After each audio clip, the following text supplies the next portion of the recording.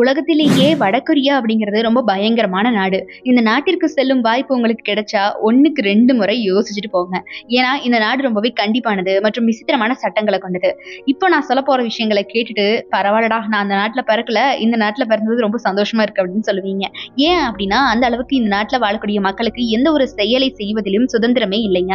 அனைத்துமே அரசாங்கத்தின் விதிமுறைகளை தான் கடைபிடிச்சு ஆகணும். உதாரணத்துக்கு டிவி பாக்குறதுல ஆரம்பிச்சு ஒரு பாடல் கேட்கிற வரைக்கும், பக்கத்து வீட்டுல இருக்கிறவங்க கூட பேசுற வரைக்கும் எல்லாத்துக்குமே விதிமுறைகள் இருக்கு இந்த நாட்டுல. இது மாதிரி இன்னும் ஏராளமான கொடூரமான விஷயங்கள் இருக்குங்க.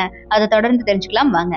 வடகொரியாவுல ஒருத்தர் குற்றம் ஏதாவது செஞ்சுட்டு சிறை தண்டனை பெற்றால் அந்த குற்றவாளிக்கு 3 தலைமுறை வரைக்கும் தண்டனை அளிக்கப்படுமா. அதாவது அவருக்கு மட்டும் இல்லாம அந்த குற்றவாளி இறந்த பிறகும் கூட அவருடைய மற்ற 2 தலைமுறையினரும் தண்டிக்கப்படுவார்களாம். அவருடைய மகன் மற்றும் மகனின் மகன் அப்படின்னு சொல்லிட்டு இந்த தண்டனை நீண்டுகிட்டே போகுமா.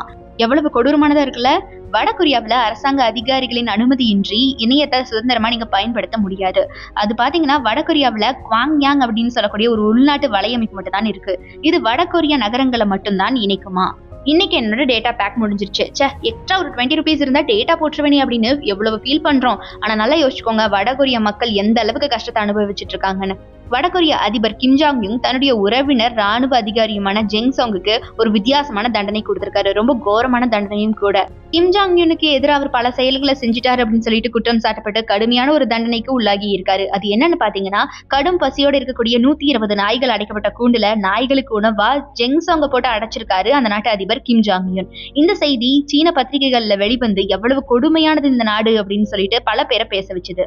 வட மற்றும் தென்கொரிய எல்லைகள் ரொம்பவே ஆபத்தானதான். கரணம் தப்பினால் மரணம் அப்படிங்கிற நிலையில தான் இப்பயும் இருக்கான். வடகொரியாவுல அந்த எல்லையில பாத்தீங்கன்னா ஒரு அழகான ரொம்ப போலியான நகரம் அமைக்கப்பட்டிருக்குமா. இது எதுக்காக அப்படின்னு பாத்தீங்கன்னா, தென்கொரிய மக்களை இந்த நகரத்துக்குள்ள வர வச்சு நம்மளுடைய அடிமையாக்கிக்கலாம் அப்படிங்கிறது தான் அந்த நகரத்துடைய திட்டமா. இது வடகொரிய அதிபர் கிம் ஜாங் உன்னுடைய மோசமான திட்டம்னு சொல்லலாம். ஆனா அந்த நகரத்துல யாருமே வசிக்க மாட்டாங்களாம். இது ஒரு பேய் நகரம் அப்படின்னு சொல்லப்படுது. வடகொரியாவுல ராணுவத்தினர் மற்றும் அரசாங்க அதிகாரிகள் மட்டும்தான் சொந்த வாகனங்களை வச்சுக்க முடியுமா.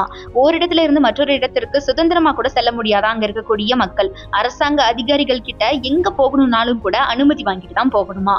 இந்த நாட்டின் விதிமுறைப்படி பெண்கள் 28 வகையான ஹேர் ஸ்டைல்களை மட்டுமே பின்பற்ற முடியும். அதுலயும் பாத்தீங்கன்னா திருமணமான பெண்கள் அப்படின்னு சொன்னா அவங்க தங்களுடைய கூந்தலை குட்டையாகவோ, திருமணமாகாத பெண்கள் தங்களுடைய கூந்தலை நீளமாகவோ வச்சுக்க கூடாது.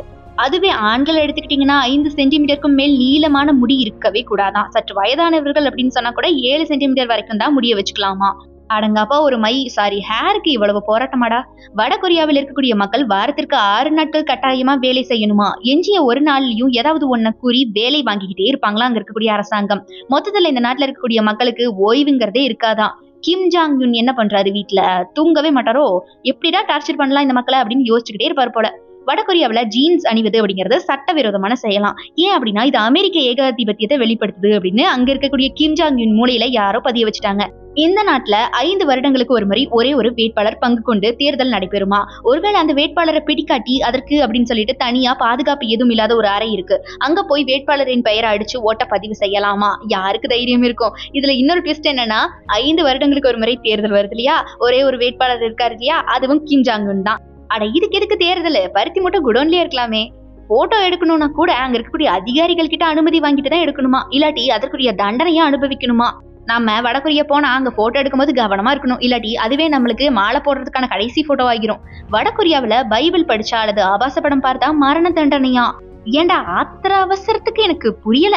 ஹைட்ரஜன் குண்டு பரிசோதனையும் இப்ப சமீபத்துல செஞ்சிருக்காங்க வடகொரியா. என்னன்னா சமீபத்துல வடகொரியா எந்த ஒரு அனுமதியுமே வாங்காம, முன் அறிவிப்பும் இல்லாம பயங்கரமான ஹைட்ரஜன் குண்டுகளை ஒன்னோட ஒண்ணு பரிசோதிச்சு அக்கம் பக்கத்துல இருக்க நாடுகளுக்கு பெரும் தொந்தரவு கொடுத்திருக்காங்க. இதை ஏண்டாப்பா இப்படி பண்ற, நீயே எங்களை ஏண்டா இப்படி தொல்லை பண்ற அப்படின்னு கேட்டா நம்ம மேல கீது அந்த குண்டை பரிசோதிச்சிருவானோ அப்படின்னு பல நாடுகள் பயந்துட்டு எந்த விதமான வாக்குவாதமும் அவங்க கூட வச்சுக்கிறது இல்ல. இப்ப தெரிஞ்சுக்கோங்க வடகொரியா எந்த அளவுக்கு மோசமான நாடு அப்படின்னு. இது மட்டும் இல்லைங்க, வெளிநாட்டுல இருக்கவங்க கிட்ட நீங்க போன் பையில தொடர்பு கொண்டால் கூட நீங்க சுட்டுக் கொல்லப்படுவீர்கள் அப்படிங்கிற மாதிரியான கடுமையான தண்டனைகள் இருக்கான். பாவண்டா அந்த ஊர் லவர்ஸ். அதிபர் கிம் ஜாங்குடன் ஆலோசனையில் இருக்கும்போது கவனக்குறைவா யாராவது இருந்துட்டாலோ தூங்கிட்டாலோ பொறுப்பில்லாம இருக்கிறியா அப்படின்னு டவார்னு மரண தண்டனை விதிச்சிருவாங்களாம். தூங்குறது ஒரு குத்தமாடா. தூக்கம் வந்தா என்னதான் பண்ணுவாங்க அவங்க. வடகொரியாவின் தலைநகரான பியாங்யாங் நகரோட செல்வந்தர்களும் ஆதிக்கம் நிறைந்த மனிதர்கள் மட்டுமே வசிக்க அனுமதிக்கப்படுவாங்களாம். சாதாரண மக்கள் அங்க வசிக்கவே கூடாதான். ஏன் அப்படின்னா ஸ்பெஷல் அந்த ஊர்ல காசு இல்லைன்னா அவ்வளவு கேவலமா இருக்குதா. வாயில தானே சாப்பிடுறாங்க எல்லாரும். இது மட்டும் இல்லைங்க, பள்ளி குழந்தைகள் தாங்கள் உட்கார்ந்து படிக்கக்கூடிய இருக்கைகளுக்கு தாங்களே கட்டணமும் செலுத்தணுமா. பள்ளி கட்டணம் போக தாங்கள் உட்கார்ந்து இருக்கக்கூடிய அந்த கட்டணத்தையும் அவங்கதான் செலுத்தணுமா. இல்ல குழந்தைடாதுங்க, என்ன எனக்கு ஒண்ணும் புரியல. வடகொரியாவுல மைக்ரோவேவ் அடுப்பை உபயோகப்படுத்தினா அதுக்கும் தண்டனை இருக்கான். அங்க இரவு நேரங்கள்ல மின்தடை அமல்ல இருக்கு. மின்சார தட்டுப்பாடு காரணமா இந்த நடைமுறை அமல்ல இருக்கான். இது ஏதோ மின்சார தட்டுப்பாடு மாதிரி தெரியலப்பா. கிம் ஜாங் உனுக்கு மைக்ரோவேவ்ல சமைச்சு சாப்பிடுறது இது ஒத்துக்காத மாதிரி தெரியுது. அதனால யாரும் சாப்பிடக்கூடாதுன்னு சட்டம் போட்ட மாதிரி இருக்கு. சரி, ஓகே. ராணுவத்துல கட்டாயம் சேவை புரிய வேண்டும் அப்படின்னு சொல்லியிருக்காங்க. அதாவது ஆண்கள் 10 ஆண்டுகளும் பெண்கள் 7 ஆண்டுகளும் ராணுவத்துல கண்டிப்பா பணியாற்றி இருக்கணுமாமா. ஏன் அப்படின்னு பாத்தீங்கன்னா, இந்த மாதிரி ஒரு சட்டம் தனியா அமல்ல இருக்கிறதுனால உங்களுக்கு விருப்பம் இருக்கோ இல்லையோ நீ கண்டிப்பா என் ராணுவத்துல இருக்கணும் அப்படின்னு சொல்லிட்டு கிம் ஜாங் உன் எல்லாத்தையும் மிரட்டி ராணுவத்துல சேர வச்சிட்டு இருக்காரு. இது மட்டும் இல்லைங்க, வெளிநாட்டு சுற்றுலா பயணிகள் கடும் கட்டுப்பாடுகளுக்கு பின்னாடிதான் வடகொரியாவுக்குள்ள அனுமதிக்கப்படுவாங்களாம். அவங்களோட எப்பவுமே ஒரு வழிகாட்டி கூடவே இருக்கணுமா. அந்த நபரை தவிர வேற உள்ளூர் மக்கள் கிட்ட சுற்றுலா பயணிகள் வாய் திறந்து பேசவே கூடாதான். அப்படி பேசிட்டாங்க அப்படின்னா கைது செய்யப்படுவார்களாம். பேசுறது கூட ஒரு குத்தமா. வடகொரியாவில் தங்கள் நாட்டை விட்டு வெளிநாடுகளுக்கு செல்ல அனுமதியே கிடையாது. அவ்வளவு எளிதாக அனுமதி கிடையாது அப்படின்னு அங்க ஒரு சட்டம் இருந்தாலும் கூட நிஜமா அது சும்மா மேல் பூச்சு. அங்க அனுமதியே கிடையாது. முறையான ஆவணங்கள் இல்லாம வெளிநாடு செல்ல முயன்றால் சுட்டுக் கொல்லப்படுவார்களாம். ஏன்னா இவன் இந்த நாட்டுல இருக்கவே முடியாது, நம்ம வேற நாட்டுக்கு போயிடலாம்னு எல்லாரும் தப்பிச்சு போயிட்டான். அவன் யாரை வச்சு ஆட்சி செய்வான்? அந்த பையன் தான், வேற ஒண்ணும் இல்ல. அதிபர் மற்றும் அவருடைய குடும்பத்தினருக்கு விசுவாசமா இருக்கணும். அவமதிப்பா எந்த ஒரு நடவடிக்கையும் இருக்கக்கூடாது. அப்படி நடந்துருச்சுங்கிற பட்சத்துல கடும் தண்டனை விதிக்கப்படும். அதாவது மரியாதையை கேட்டு வாங்கியிருக்காரு கிம் ஜாங் உன். வடகொரியாவுல ஆல்ரெடி நான் சொன்ன மாதிரி பாட்டு கேட்கக்கூடாது, படம் பார்க்கக்கூடாது, ஐபோன், மடிக்கணினி, தொலைக்காட்சி பெட்டி இப்படி எந்த உபகரணமுமே பயன்படுத்தக்கூடாது. உலக நாடுகள் கிட்ட இருந்து தங்களை தனிமையாக்கிக்க விரும்புறோம், அதனாலதான் இந்த கடுமையான சட்டங்கள் அமல்ல இருக்கு அப்படின்னு அவங்க நிறைய விதமான மேல்பூச்சு வார்த்தைகள் சொன்னாலும் கூட உள்ளுக்குள்ள எந்த மாதிரியான ஒரு ஆட்சி போயிட்டு இருக்குன்னு நம்ம எல்லாருக்குமே தெரியும். இதெல்லாம் கூட இப்ப நமக்கு தெரிஞ்சிருக்கிறது பாத்தீங்கன்னா சின்ன சின்ன லீக்ஸ் ஆன அங்கிருந்து தப்பிச்சு வந்த மக்களால மட்டும்தான்.